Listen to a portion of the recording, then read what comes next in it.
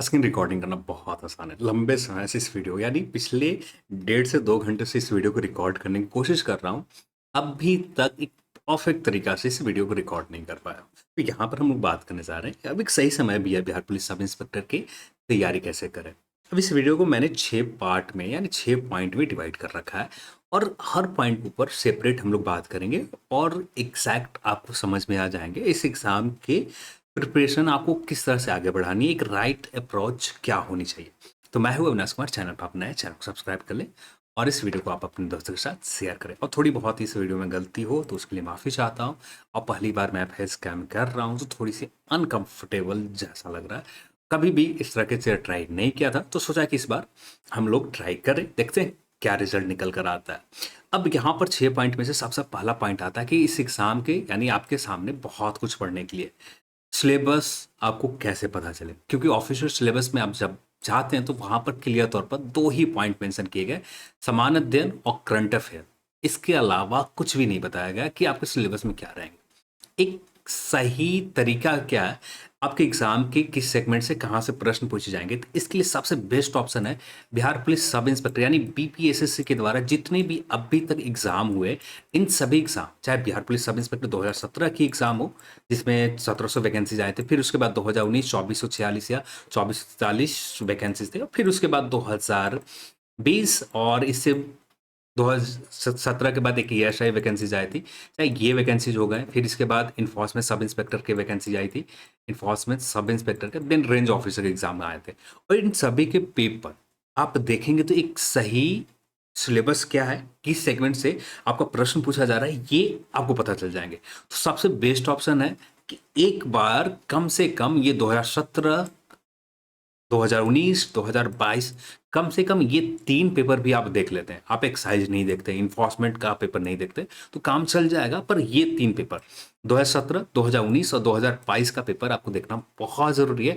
इससे एक अच्छा आइडिया आपको मिलेगा कि आपको पढ़ना क्या है और छोड़ना क्या है। तो आपको ये जब पता रहेगा कि आपको पढ़ने के लिए क्या है, छोड़ने के लिए क्या है, तो आप सही से आपके सामने जो रिसोर्सेज है, रिसोर्सेज में भरे पड़े इंफॉर्मेशन, अब इन सभी इंफॉर्मेशन को आप रट्टा मार के याद नहीं कर सकते। कुछ ही इंफॉर्मेशन होंगे जो एग्जाम में आपको काम आने वाले हैं और बाकी इंफॉर्मेशन आपके लिए है भी नहीं, किसी और एग्जाम में काम आ सकते हैं, पर इस एग्जाम में बिहार पुलिस सब इंस्पेक्टर में काम नहीं आ सकते। तो ये चीज़ बहुत इंपॉर्टेंट है कि आप एक बार कम से कम बिहार पुलिस सब इंस्पेक्टर 2017 की पेपर, 2019 की पेपर और 2020 के पेपर, तीनों यानी प्रीलिम्स मेंस दोनों एग्जाम, प्रीलिम्स मेंस दोनों एग्जाम, तीनों एग्जाम को आपको देखने हैं।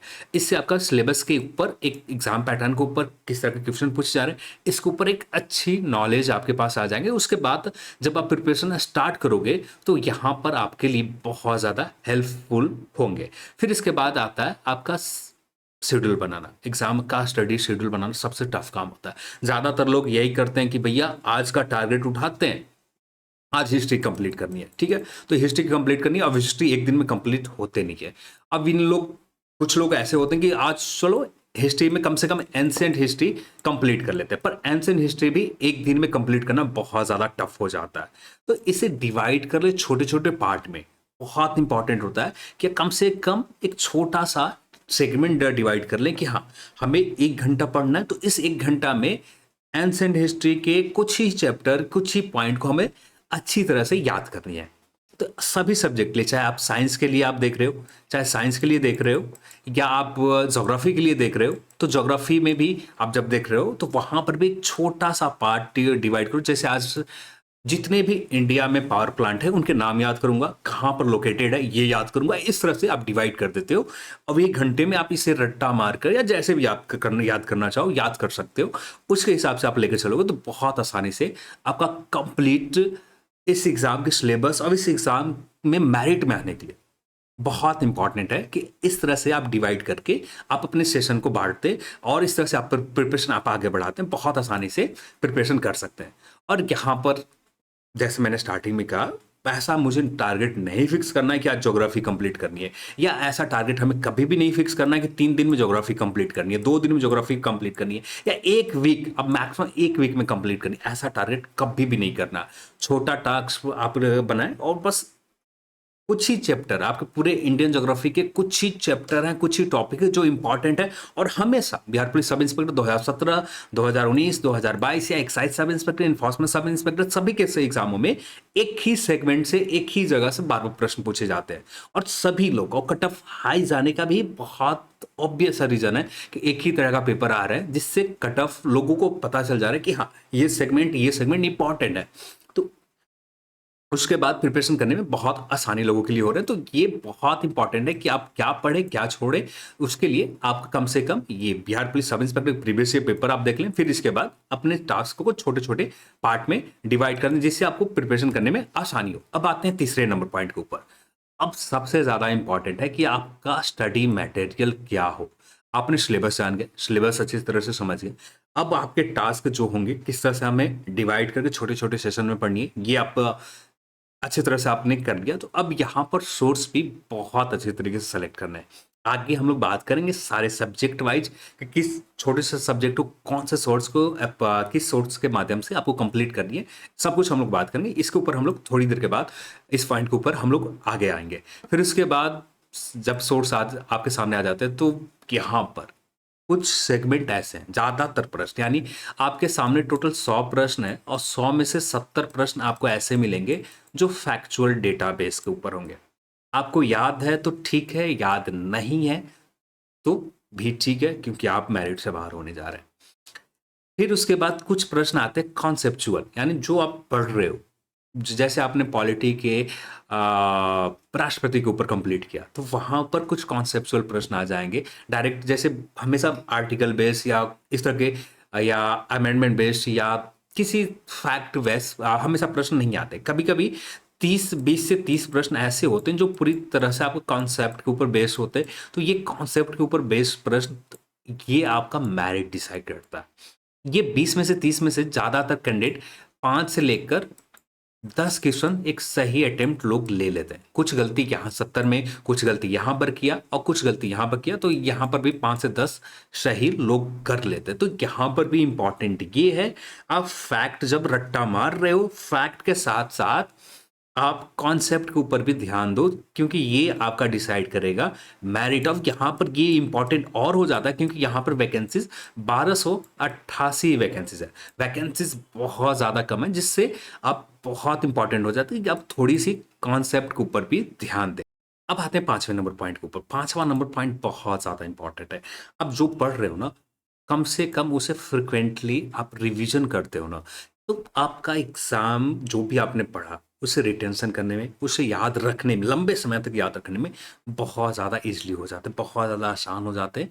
अब ये आपका स्कोर में जो आप बिहार पुलिस सब इंस्पेक्टर की एग्जाम दोगे वहां पर आपको बहुत ज़्यादा इंपॉर्टेंट रोल निभाने वाला है।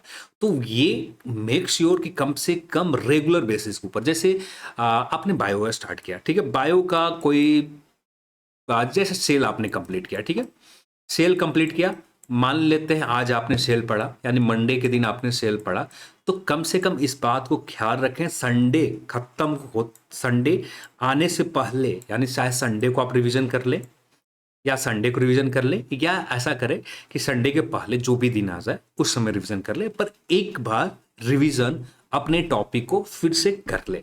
अब जैसे ही संडे कंप्लीट होगा, यानी आपने मंडे को पढ़ा, संडे को एक बार रिवीजन कर लिया, अब एक बार और जरूरी आता है कि फिर से एक बार रिवीजन करें। और जो सेल आपने संडे को रिवीजन किया था या इससे पहले रिवीजन किया था, कम से कम 6 से 7 दिन के बाद एक बार फिर से रिवीजन अपने टॉपिक को कर ले। छोटे छोटे पार्ट में छोटे छोटे डिवाइड करने से आपका टास्क यही इंपॉर्टेंट हो जाता है कि याद करने में आपको आसानी हो जाती है, रिवीजन करने में आसानी हो जाती है, आपको ज़्यादा पढ़ना भी नहीं पड़ता।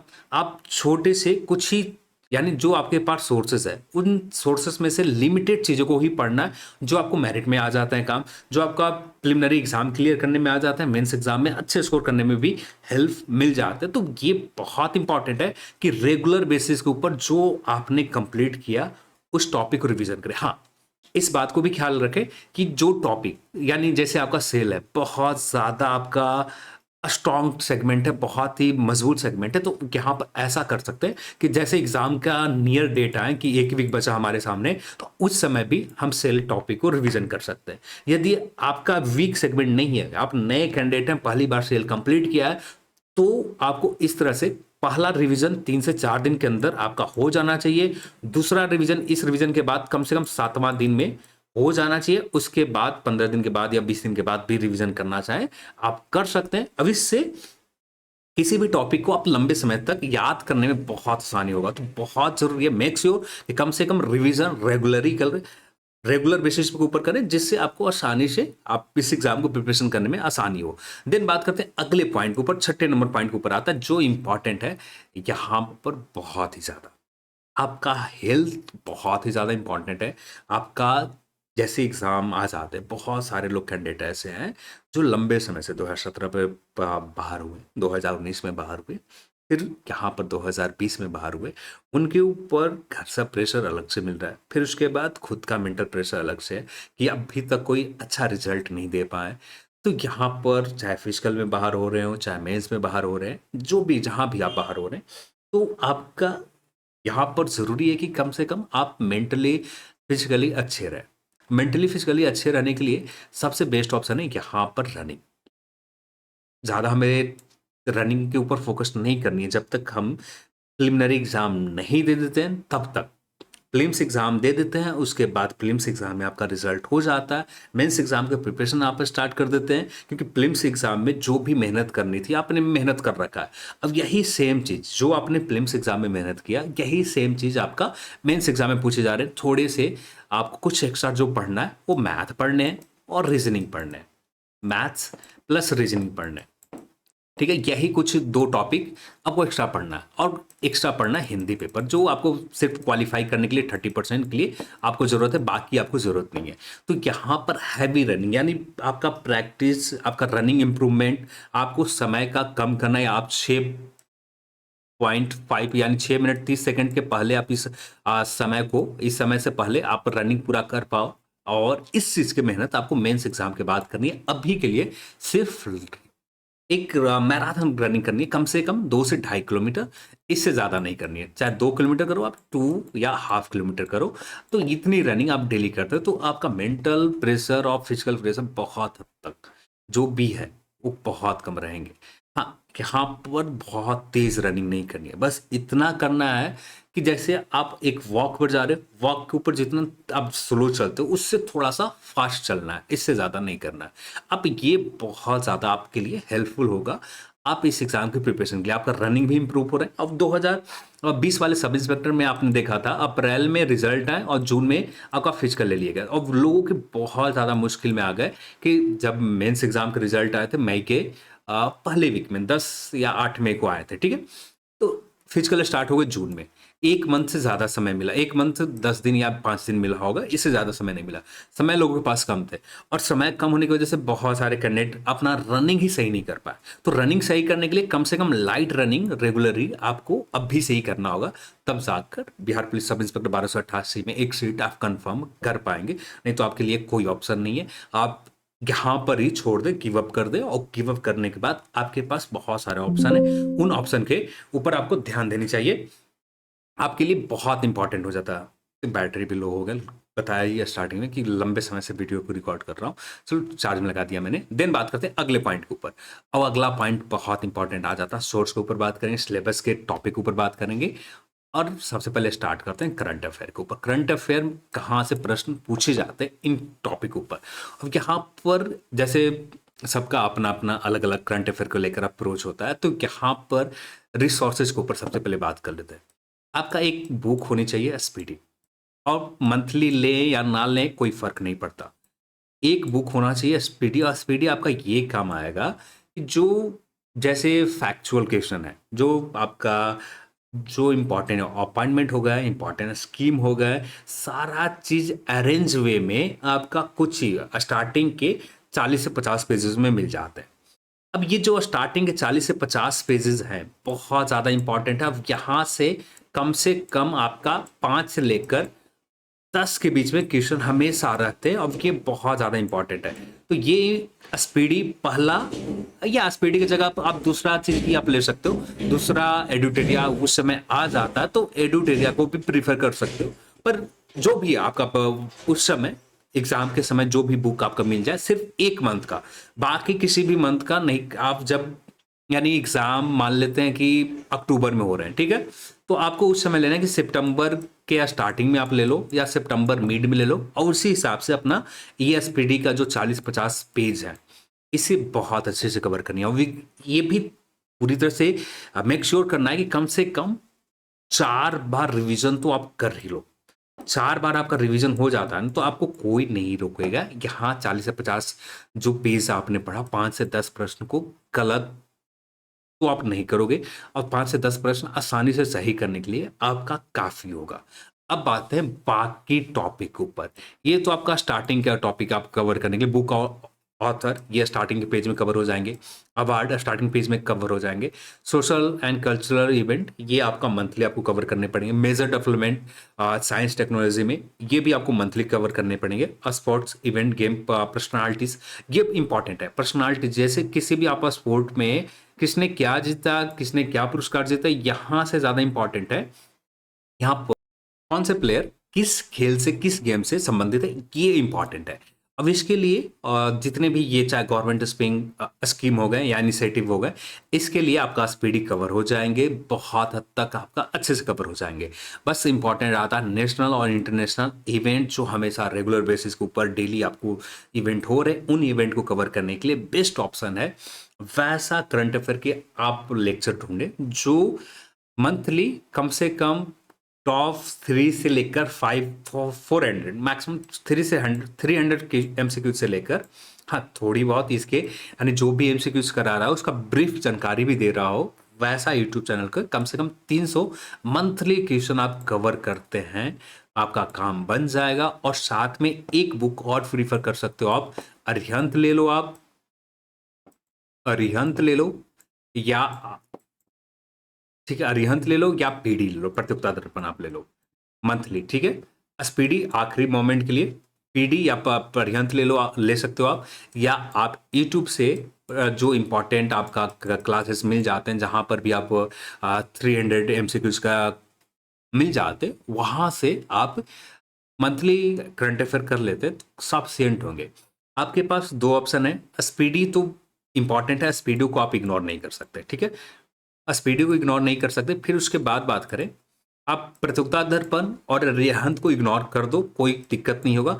यहाँ पर या 300 एमसीक्यूज, क्योंकि आजकल जितने भी कैंडिडेट हैं ज़्यादातर यूट्यूब से करंट अफेयर के मंथली कर रहे हैं, तो जो उनके हिसाब से आपके हिसाब से भी बहुत आसानी होगा, पढ़ने में कोई दिक्कत नहीं आएगी। मंथली 300 आप एमसीक्यूज कर लेते हैं, इसके ब्रीफ इंफॉर्मेशन आपके पास होता है, सफिशियंट है बिहार पुलिस सब इंस्पेक्टर के लिए। इससे बाहर आपका करंट अफेयर एक भी नहीं जाएगा।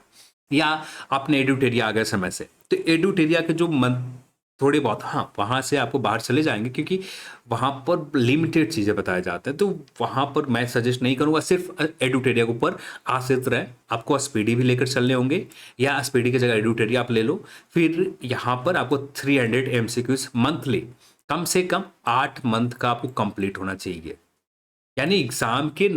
यानी एग्जाम आपका अक्टूबर में हो रहा है, सिर्फ समझाने के लिए मैं बता रहा हूँ, एग्जाम आपका अक्टूबर में हो रहा है, तो अक्टूबर से पिछले 8 मंथ का करंट अफेयर कंप्लीट होना चाहिए। और पिछले 4 मंथ यानी पूरे कंप्लीट हमें 12 मंथ के करनी है, पर ये पिछले 4 मंथ का जो करंट अफेयर होगा ये कम भी रिवीजन करें, 1-2 बार पढ़कर 3 बार पढ़कर छोड़ भी देना, काफी रहेंगे 1-2 बार। अब इसके ऊपर कम से कम 4 बार आपको रिवीजन करनी ही करनी है, तब जाकर आपका काम बनेगा करंट अफेयर। तो ये करंट अफेयर के लिए आपको इस तरह से आप कंप्लीट करते हैं तो आपका करंट अफेयर का सेगमेंट बहुत आसानी से कंप्लीट हो जाएंगे। अब बात करते हैं नेक्स्ट इंडियन हिस्ट्री और जनरल साइंस के ऊपर, इकोनॉमिक्स के ऊपर, पॉलिटी के ऊपर किस तरह से आपको अप्रोच लेकर चलनी है, और सभी सेगमेंट के ऊपर सेपरेट हम लोग हाँ स्टार्टिंग में मैंने कहा ये वीडियो थोड़ा सा लंबा हो सकता है, लंबा ऑब्वियस सी रीजन है कि बहुत सारे पॉइंट के ऊपर हमें डिस्क्राइब करने थे, थोड़ा सा, तो इसलिए थोड़ी सी लंबी हो गई। अब बात करते हैं इंडियन हिस्ट्री के लिए। इंडियन हिस्ट्री के लिए जो आपके सामने 2 ऑप्शन है, एंसेंट प्लस मेडाइवल। ये 2 हिस्ट्री के लिए बात करें तो लूसेंट सफिशिएंट है, लूसेंट से बाहर आपको ज्यादातर नहीं रहेंगे। लूसेंट आप ले सकते हो, आपके सामने आपके पास क्राउन भी हो सकता है, या आपके सामने जो भी पब्लिकेशन के बुक हो जहां से आपको ये Indian history, brief Indian history का आपको लेना है, एंसेंट और मेडाइवल। हमें यहाँ पर मास्टरी नहीं करना है एंसेंट में, ना ही मेडिवल हिस्ट्री में। किसने क्या किया मुझे नहीं फर्क पड़ता, आपको भी फर्क नहीं पड़ना चाहिए मेडिवल हिस्ट्री में किसने क्या किया। यहाँ पर आपके एग्जाम के लिए इंपॉर्टेंट क्या है, अभी यहाँ पर मेडिवल हिस्ट्री से जो भी प्रश्न अभी तक पूछे गए ज़्यादातर एडमिनिस्ट्रेशन से रिलेटेड या ज़्यादातर आर्ट एंड कल्चर से रिलेटेड, तो हमें एडमिनिस्ट्रेशन और आर्ट एंड कल्चर से रिलेटेड ही प्रश्न के ऊपर ज़्यादा ध्यान देना है।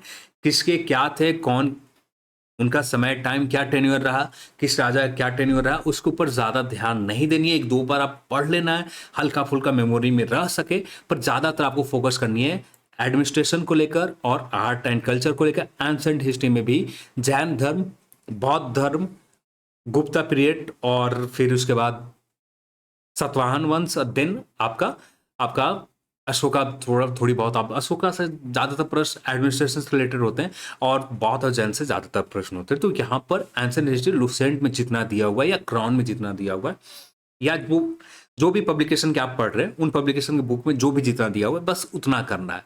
हमें डेप्थ में सेपरेट एंसेंट हिस्ट्री नहीं लेनी है बुक, ना हमें डेप्थ में मेडिवल पढ़नी है। तो इसलिए इस चीज़ को आप मेक श्योर करें कि जितना हो सके आपके पास सोर्स छोटा सा हो, बड़ा सोर्स आपके पास ना हो कि यहाँ पर हम मास्टरी करने बैठ जाए। अब आता है मॉडर्न हिस्ट्री, यहाँ पर थोड़ा सा मेहनत ज़्यादा करने पड़ते हैं, पर मॉडर्न हिस्ट्री में भी ज़्यादातर आपको डेट या टाइम से प्रश्न पूछे जाते हैं। तो यहाँ पर भी माउस अच्छे से लैपटॉप थोड़ा सा लंबे समय से वर्क कर रहा हूँ तो थोड़ा स्लो स्क्रीन टाइप होने में लिखने में मुश्किल आ रहा है, तो माफ़ी चाहता हूँ इसके लिए। मॉडर्न हिस्ट्री के लिए बात करूँ तो यहाँ पर मैं यही सजेस्ट करूँगा, लुसेंट में जितना दिया हुआ उतना काफ़ी नहीं है। हाँ, आपके पास दृष्टि का जो स्पेशल साइंस हिस्ट्री के बुक आते हैं जिसमें एंशिएंट, मेडिवल एंड आपका मॉडर्न हिस्ट्री भी रहता है, तो यदि दृष्टि के आपके पास मिल जाते हैं या किसी और पब्लिकेशन के आपको मॉडर्न हिस्ट्री मिल जाते हैं, या फिर उसके बाद एक और बुक है एस के पांडे का, हाँ एस के पांडे के आपके पास बुक मिल जाते हैं, तो एस के पांडे के बुक देख सकते हैं। या स्पेक्ट्रम के, ज़्यादा स्पेक्ट्रम के ऊपर नहीं ध्यान देना है, पर स्पेक्ट्रम के जो लास्ट पेजेस कम से कम जो ब्रीफ में पॉइंट वाइज बताए गए उन लास्ट पॉइंट के ऊपर, जैसे कोई चैप्टर आपने कंप्लीट किया, उस चैप्टर कंप्लीट करने के बाद कुछ ब्रीफ इंफॉर्मेशन जो 10-15 लाइन में स्पेक्ट्रम में लिखे हुए वो 10 से 15 पॉइंट, और आखिरी पेज में लगभग 30 से 40 पेज ऐसे हैं जहां पर आपको सिर्फ फैक्ट दिए हुए, उन फैक्ट को रट्टा मार लो आप, प्लस लुसेंट आप ले लो, प्लस लुसेंट आप कर लो, इतना सफिशिएंट होगा मॉडर्न हिस्ट्री। इससे ज़्यादा आपको मॉडर्न हिस्ट्री में नहीं पूछे जाएंगे। थोड़े बहुत आपको पढ़ना जो पड़ेगा बस इंडिया में जो अंग्रेज आए उसके बाद इनका इकोनॉमिक किस तरह से इन्होंने अपना जो बिजनेस है जिस तरह से फैलाया, किस तरह से कैप्चर किया, किस तरह से उन सभी पॉइंट के ऊपर किस तरह से रेगुलेट किया, वहाँ के एग्रीकल्चर को, वहाँ के गवर्नेंस को किस तरह से रेगुलेट किया, इन पॉइंट के ऊपर थोड़ी बहुत आपको मेहनत करनी होगी। जो आप एस के पांडे सर की बुक लेते हो वहाँ पर आपको कुछ ही चैप्टर के ऊपर विशेष ध्यान देनी है, या आप स्पेक्ट्रम लेते हैं, स्पेक्ट्रम में भी आपको वो जानकारी मिल जाते हैं, काफ़ी है। पर सारे चैप्टर को, यानी 18 से 20 चैप्टर शायद स्पेक्ट्रम में है, एग्जैक्ट मुझे याद नहीं है, जितने भी चैप्टर है बस इंपॉर्टेंट चैप्टर को देखनी है, बाकी चैप्टर को इग्नोर करना है। बाकी चैप्टर के लिए लास्ट पेजेस दिए होते हैं, उन पेजेस के ऊपर जो फैक्ट दिया हुआ है उससे ज़्यादा मॉडर्न हिस्ट्री से नहीं पूछे जाते हैं, उतना ही रहता है, उससे काफ़ी है। ज़्यादा से ज़्यादा आप क्या कर सकते हैं, फिर यूट्यूब से देख सकते हैं, फिर ये भी आपके लिए बेस्ट ऑप्शन हो सकता है। तो यहाँ पर रिसोर्सेज बहुत इंपॉर्टेंट है, इंडियन ज्योग्राफी बहुत ज़्यादा इंपॉर्टेंट है, और यहाँ पर भी मैं सजेस्ट करूँगा आपके पास बहुत सारे ऑप्शन। लुसेंट, हाँ लुसेंट आप अच्छे से कवर करके चले जाते हो तो काफ़ी हो जाते हैं, पर यहाँ पर जैसे बिहार पुलिस सब इंस्पेक्टर के मेंस एग्जाम में आप आ जाते हो, वहाँ पर एक सेगमेंट और आ जाता है कॉन्सेप्चुअल क्वेश्चन। आप प्रिलिमिनरी एग्जाम में ज़्यादातर क्वेश्चन फैक्चुअल होते हैं, पर कुछ प्रिलिमिनरी एग्जाम में जैसे 2020 के प्रिलिमिनरी एग्जाम में देखें तो वहाँ पर बहुत सारे प्रश्न कॉन्सेप्चुअल थे। तो ये इंपॉर्टेंट हो जाता है कि आप फैक्चुअल के साथ साथ कॉन्सेप्चुअल के ऊपर भी ध्यान दें।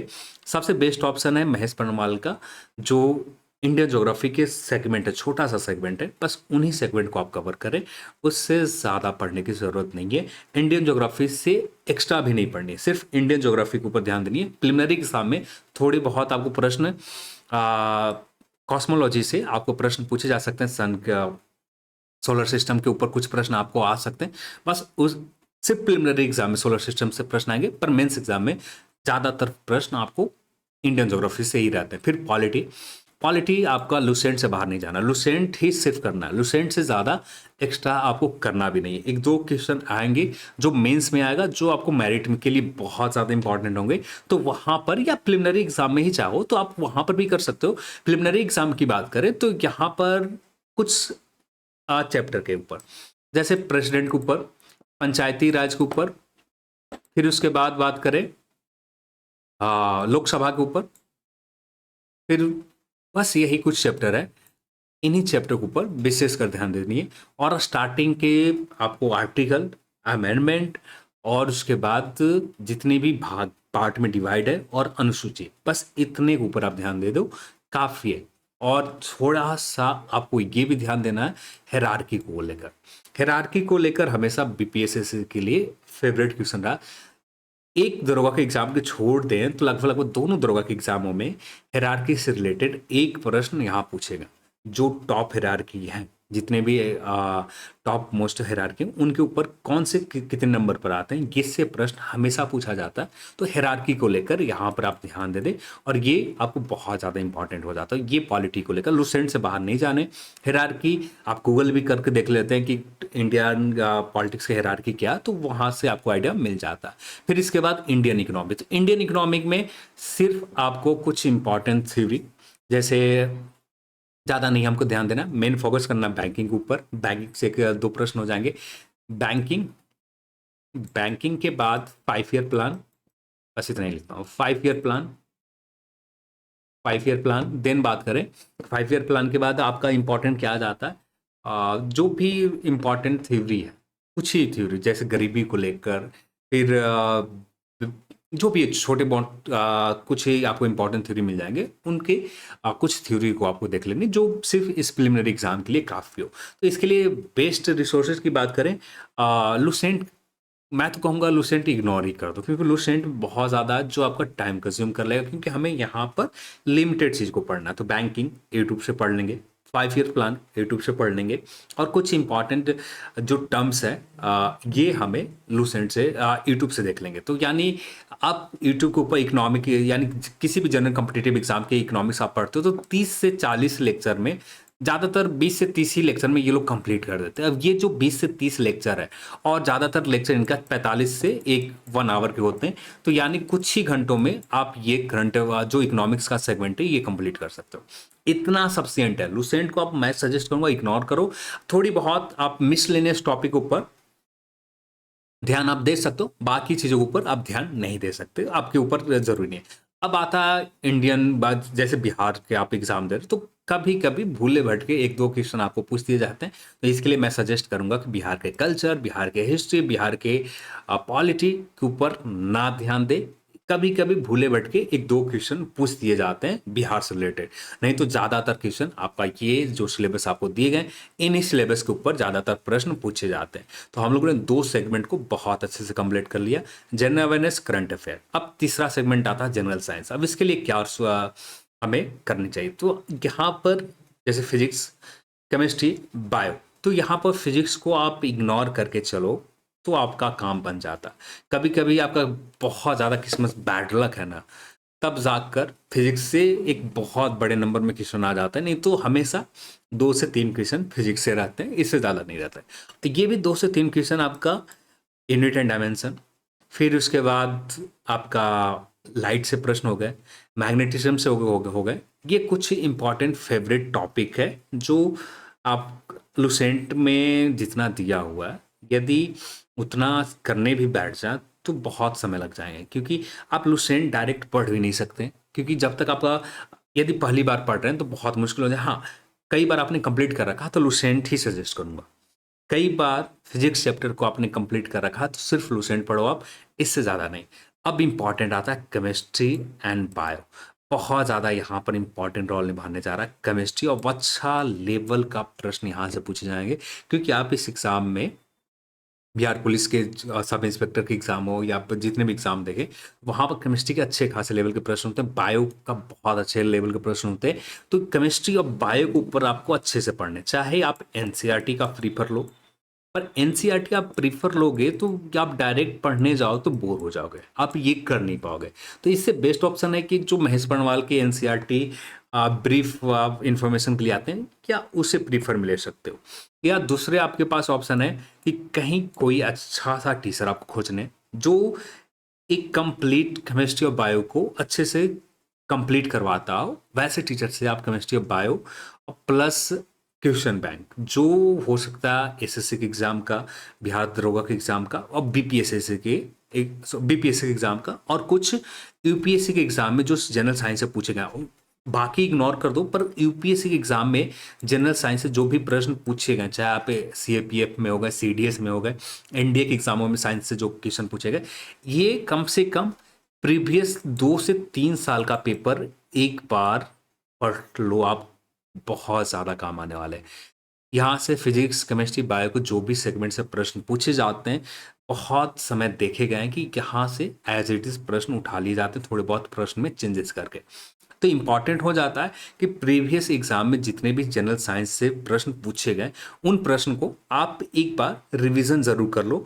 केमिस्ट्री बायो और एनसीईआरटी ना भी करो तो मैं तो सजेस्ट नहीं करूँगा, क्योंकि एनसीईआरटी इस मोमेंट पे एग्ज़ाम वैकेंसीज इस महीने में आ जाते हैं तो उतना समय नहीं मिलेगा कि एक लंबा समय मिल रहा है, 5 महीना मिल रहा है, 6 महीना प्रिपरेशन के लिए मिल रहा है कि हम एनसीईआरटी पढ़े बचा रहे हैं, उतना समय नहीं मिल रहा है। तो बेस्ट ऑप्शन है किसी लेक्चर साइंस जनरल साइंस के लिए लेक्चर ही आप खोज लो, या आप लुसेंट से करना चाहो, पर लुसेंट के साथ एक्स्ट्रा आपको करना पड़ेगा, कोई ऑप्शन नहीं है, आपके पास समय नहीं रह जाता तो आप सिर्फ हाँ प्रिलिमिनरी एग्जाम के लिए लुसेंट प्लस यूपीएससी के 2-3 साल के प्रीवियस पेपर, और बीपीएससी एग्जाम के लिए एसएससी के एग्जाम के 2-3 साल पहले का पेपर, और साथ में आप रेलवे का स्पीडी आप कवर कर लेते हो, रेलवे स्पीडी साइंस, तो आपका काम बन जाएगा। सिर्फ ये प्रिलिमिनरी एग्जाम में आपका काम बन जाएगा। मेंस एग्जाम में 2 से लगभग 5 से लेकर 8 क्वेश्चन ऐसे आते हैं जो आपको मुश्किल में डाल सकते हैं। ये 5 से 8 क्वेश्चन मुश्किल में डाल सकते हैं, यहाँ पर गलतियां होंगे, यहाँ पर न्यूमेरिकल बेस होंगे, अब इन्हें कवर भी करना चाहे ना, हाँ यहाँ इंपॉर्टेंट हो जाता है। पर मेंस एग्जाम में जो प्रिलिमिनरी एग्जाम में कंपटीशन होता है, वो मेंस एग्जाम में आपको कंपटीशन नहीं मिलेगा। जो भी आपको मेहनत करनी है प्रिलिमिनरी एग्जाम में बहुत ज़्यादा मेहनत करनी है। प्रिलिमिनरी एग्जाम में आप एक बार क्वालिफाई हो जाते हो, मेंस एग्जाम थोड़ा सा क्या बहुत ज़्यादा आसान हो जाता है मेंस एग्जाम, तो ये चीज़ अब ध्यान रखो। अब आते हैं इन्वायरमेंट के ऊपर। तो इन्वायरमेंट को लेकर आप घटना चक्र देख सकते हो, या परीक्षा वाणी का बुक आता है पर सेलेक्टिव टॉपिक, वहाँ पर आपको 1000 पेज हैं, तो 1000 पेज में से सिर्फ हमें 100 पेज ही काम का है। 100 पेज में भी हर पेज में से 2 से लेकर 4 ही फैक्ट काम का है, बाकी फैक्ट आपके काम का नहीं। बस उन्हीं 2 से 4 फैक्ट एक पॉइंटर में बना हुआ था, उन पॉइंटर को ही देखना है, उससे ज़्यादा आपको कवर नहीं करनी है। बस लिमिटेड रिसोर्सेज को इन्वायरमेंट आपको कवर करनी है, तो आपका यहाँ पर भी काम बन जाएंगे, इससे ज़्यादा भी बाहर आपको नहीं आएंगे। अब आते हैं आखिरी सेगमेंट जो आता है मेंस एग्जाम में, तो इसके ऊपर अभी हम लोग नहीं बात कर रहे हैं। मेंस एग्जाम का सिलेबस है, देखना चाहें सिलेबस देख सकते हो। फिर इसके बाद रीजनिंग का सिलेबस है, रीजनिंग इंपॉर्टेंट है, ये भी आपका मेंस एग्जाम में आता है। मैं प्रिलिमिनरी एग्जाम में मैथ से कुछ ही क्वेश्चन होते हैं, 5 क्वेश्चन होते हैं जो बेसिक लेवल का होता है, आप कंप्लीट कर सकते हैं, वैसे भी आप पढ़ना चाहें तो पढ़ भी सकते हैं। तो सिलेबस मैंने एक बार दिखा दिया। अब यहाँ पर खुद को डिसिप्लिन में रखना बहुत इंपॉर्टेंट है, क्योंकि जो कंपटीशन है ना, उन कंपटीशन को देखते हुए आप बिना डिसिप्लिन में, बिना एक रेगुलर बेसिस के ऊपर आप कंटिन्यू नहीं पढ़ रहे हैं, तो आप बहुत ज़्यादा मुश्किल हो जाएगा। बिहार पुलिस सब इंस्पेक्टर 1288 में अपने के लिए एक सीट कंफर्म करने के लिए, प्रिलिमिनरी एग्जाम क्लियर करने के लिए काफ़ी है, पर यहाँ पर इस चीज़ को भी ख्याल रखना है, इसके बाद कब मौका मिलेगा बिहार पुलिस सब इंस्पेक्टर को लेकर। लोगों का काम है बैच बेचने का काम है, वहाँ से बैच हमेशा बिकते चले जाएंगे। कम से कम 3 साल तो बिहार पुलिस सब इंस्पेक्टर की वैकेंसीज आने वाले समय में नहीं आने जा रहे। जो अंदर की अपडेट है, जो चल रहे हैं आयोग के अंदर, जो चल रहे हैं विभाग के अंदर, उम्मीद कम रखें कि कोई वैकेंसीज आपको इतने बड़े नंबर पर आने वाले 2 से 3 साल मिलने वाले। जो आपको 1288 सब इंस्पेक्टर मिल रहे हैं ये आखिरी है, इसके बाद कम से कम 2 से 3 साल आपको लंबा इंतजार करना पड़ेगा। और जितने भी कैंडिडेट रहे जो इस पीरियड में रहे, 2017, 2019, 2017 जिन्होंने दिया बहुत अच्छी बात है, 2019 जिन्होंने नहीं दिया होगा या दिया है बहुत अच्छी बात है, फिर 2020 दिया, फिर उसके बीच में कुछ छोटे मोटे एग्जाम नोटिफिकेशन आते रहे, और फिर अभी आ रहे हैं 1288। फिर इसके बाद कोई आपको वैकेंसी इतने बड़े नंबर पर नहीं मिलेंगे, तो मिलेंगे पर 2-3 साल आपको इंतजार करना पड़ेगा। तो उतना इंतजार करने से बेटर ऑप्शन है कि यहाँ पर अपने के लिए एक सीट कंफर्म कर ले। चलिए आज की इस वीडियो में इतना ही, और इस वीडियो को देखने के लिए आप सभी को बहुत बहुत धन्यवाद। जय हिंद।